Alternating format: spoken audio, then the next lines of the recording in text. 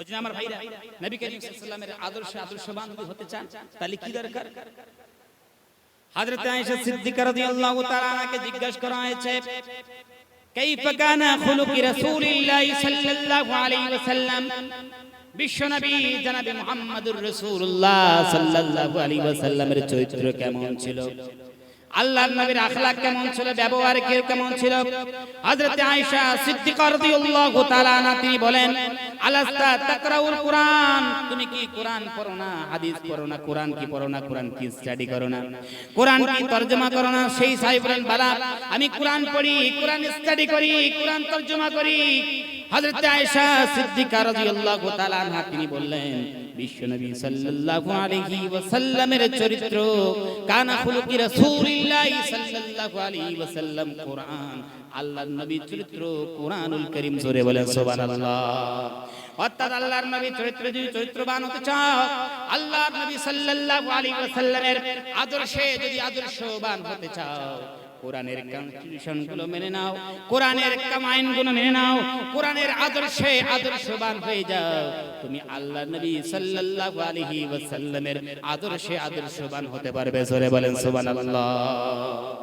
আসুন বিশ্বনবী সাল্লাল্লাহু আলাইহি ওয়াসাল্লামের চরিত্রবান নবী করিম সাল্লাল্লাহু আলাইহি ওয়াসাল্লামের চরিত্রবান হতে গেলে নবী করিমের সুন্নাত লাগবে, কোরআনুল কারীমের কনস্টিটিউশন লাগবে। আমার ভাইরা, নবী করিম সাল্লাল্লাহু আলাইহি ওয়াসাল্লাম যখন বিদায় নিয়ে চলে যাচ্ছেন, আমাদের কি দিয়ে গেছেন? দুটো জিনিস দিয়ে গেছেন। সাহাবায়ে কেরামদের নবী করিম সাল্লাল্লাহু আলাইহি ওয়াসাল্লাম দৃষ্টি আকর্ষণ করে বললেন, এ সাহাবারা, দুনিয়া থেকে আমি বিদায় নিয়ে চলে যাচ্ছি, আমি নবী আর বেশি দিন তোমাদের মাঝে থাকব না, দুনিয়ার থেকে আমি চলে যাব, কিন্তু দুটো জিনিস তোমাদের মাঝে ছেড়ে দিয়ে যাচ্ছি। তারাকতু ফিকুম আমরাইন, দুটো জিনিস তোমাদের মাঝে ছেড়ে দিয়ে গেলাম, একটা কিতাব আল্লাহ আর একটা সুন্নাত রাসূলুল্লাহ সাল্লাল্লাহু আলাইহি ওয়াসাল্লাম, একটা আল্লাহ রাব্বুল আলামিনের কিতাব কোরআনুল কারীম, আর একটা হলো আল্লাহ নবী সাল্লাল্লাহু আলাইহি ওয়াসাল্লামের সুন্নাত। এই আমার উম্মতেরা, এই আমার সাহাবীরা, যতদিন পর্যন্ত এই কোরআনুল কারীম আর আল্লাহর নবীর সুন্নাতকে তোমরা ধারণ করবে, আল্লাহ রাব্বুল আলামিন তোমাদেরকে কোনোদিন পদস্খলিত করবেন না। সুবহানাল্লাহ বলবেন না? তোমাদের পদস্খলন হবে না যতদিন পর্যন্ত কোরআনুল কারীম নিয়ে জীবন ধারণ করবে, জীবন পরিচালনা করবে, যতদিন পর্যন্ত সুন্নাতকে নিয়ে জীবন পরিচালনা করবে, আল্লাহ রাব্বুল আলামিন তোমাদের কোনো আযাব দিবেন না, তোমাদের কোনো পদস্খলন হবে না। কিন্তু আমরা কোরআন ছেড়েছি, হাদিস ছেড়েছি।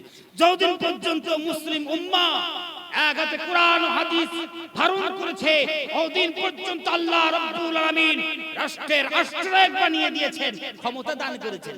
আমরা যখন কোরআন থেকে দূরে, হাদিস থেকে দূরে, সুন্নাত থেকে আমরা দূরে হয়ে গেছি, তখন 500 টাকার জন্য আমার ভাইরা সরকার বাহাদুরের কাছে দ্বারস্থ হয়েছে। ঠিক কিনা জোরে কও? 500 টাকার জন্য, 500 টাকার জন্য সরকার বাহাদুরের কাছে আমরা দ্বারস্থ হয়েছি। অ্যাপ্লিকেশন করে পেলাম আমরা শুধু 500 টাকা। মুসলমান উম্মাহ, কোরআন যদি তোমাদের হাতে থাকতো, সুন্নাত যদি তোমাদের হাতে থাকতো, যদি ব্যক্তিতে থাকতো, সমাজে থাকতো, রাষ্ট্রে থাকতো, কসম খোদার সারা পৃথিবীর খাজানা আল্লাহ রাব্বুল আলামিন তোমার পায়ের নিচে করে দিত। জোরে বলেন ঠিক কিনা? কিন্তু মুসলমান সমাজ আজ কোথায় চলে গেছে? অধপতিত, লাঞ্ছিত, পাপপঙ্কিলতা নিমজ্জিত সমাজে আমরা বাস করছি। সমাজটাকে আমরা বরবাদ করে দিয়েছি। লজ্জা লাগে। মুসলমান, একজন মুসলমানের যে ক্যারেক্টার হওয়া দরকার ছিল, সেই চরিত্র মুসলমানদের ভিতরে নাই। আমরা মুসলমান, আমরা ইসলামটাকে এমন ভাবে অমুসলিমের সামনে পেশ করেছি, আমরাই করেছি যেমন দুই বন্ধু, এক বন্ধু কানা আর এক বন্ধু ভালো। কানা বন্ধুকে বলছে, হ্যাঁ ভাই তুমি কি পায়েস খাবে, ক্ষীর খাবে? তো বলছে, ক্ষীর কি ভাই, কেমন হয়? আমি তো জীবনে দেখি নাই, আমি তো জন্মের অন্ধ। বলছে, ক্ষীর খাবে? আমি ক্ষীর দেখি নাই। বলছে, ক্ষীর কেমন হয়?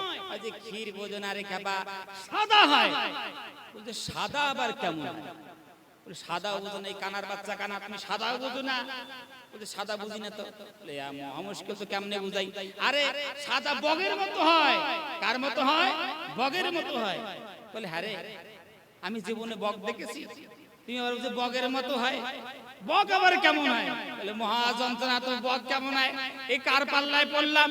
তখন সে বন্ধু বলে, আরে কানার বাচ্চা কানা, ওই জন্য তো তোর সঙ্গে বন্ধুত্ব করতে আমার ইচ্ছা হয় না। একটা জিনিস বললে তুমি বোঝো না, দাঁড়া হাত দে। বক কেমন হয় দেখাচ্ছি। বক এইরকম ওর হাতটা নিয়ে, কানার হাত নিয়ে এই বগের মতো সে আকৃতি করেছে হাতে, সেই হাতে বুলিয়ে দিল যে দেখো বক এইরকম হয়। সেই কানা বলে ওরে সর্বনাশ, এইরকম ক্ষীর আমি জীবনেই খাবো না। ঠিক কিনা জোরে কর। এখন ব্যাখ্যা দিতে দিতে বগের ব্যাখ্যা দিয়েছে, আর আসলে কি পায়েস এইরকম? কানা বলে বাবারে এইরকম যদি ক্ষীর হয়, এই ক্ষীর যদি আমি খাই তাহলে আমার তো গলায় লাগবে। তো আমরাও মুসলমানরা ইসলামকে এই বগের মতো করে পেশ করেছি, ব্যাকড়া কোকড়া করে পেশ করেছি। অমুসলিমের কাছে হাসির পাত্র হয়ে গেছে। কসম খোদা, এত সহজ সরল ইসলামকে আমরা এইভাবে পেশ করেছি। আমার সোনাচ্চান ভাইরা, আপনাদের বলতে চাই, এই যে মাহফিল বছরে একবার করলেন, বাস শেষ হয়ে গেল, ফাঁকা হয়ে গেল। এই মাহফিলের চেয়ে আপনাদের সবথেকে বেশি ফায়দা হবে জুমার খুতবাটা, জুমার বয়ানটা সবথেকে বেশি আপনার জন্য উপকার। বিষয় ভিত্তিক যদি কোনো ইমাম সাহেব প্রতি জুমায় বলে আর সেগুলো যদি আমল করা হয়, কসম খোদার এরকম লক্ষ লক্ষ মাহফিলের চেয়ে উত্তম। কিন্তু আমরা ওখানে শুনি না, জুমার বয়ানে আমরা শুনতে চাই না। জুমার বয়ানে শুধু কি টাইম কত হয়েছে, টাইম দেখি আর ইমাম সাহেবের মুখের দিকে তাকায়। আমার শোনাচ্ছেন ভাইরা, মসজিদগুলো চাঙ্গা করুন, ইমাম সাহেবদের আপনারা সুখে দুঃখে সব সময় আপনার পাশে থাকুন।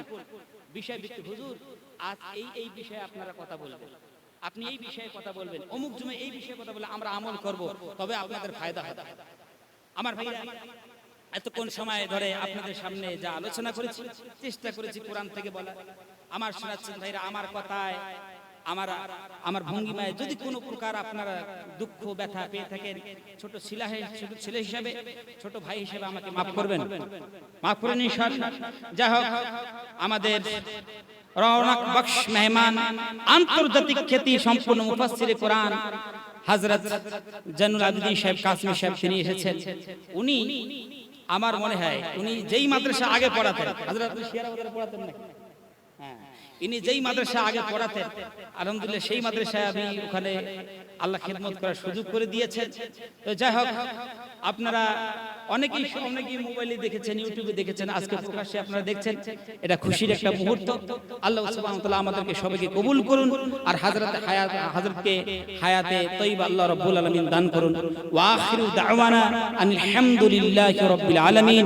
আসসালামু আলাইকুম ওয়া রাহমাতুল্লাহি ওয়া বারাকাতুহু।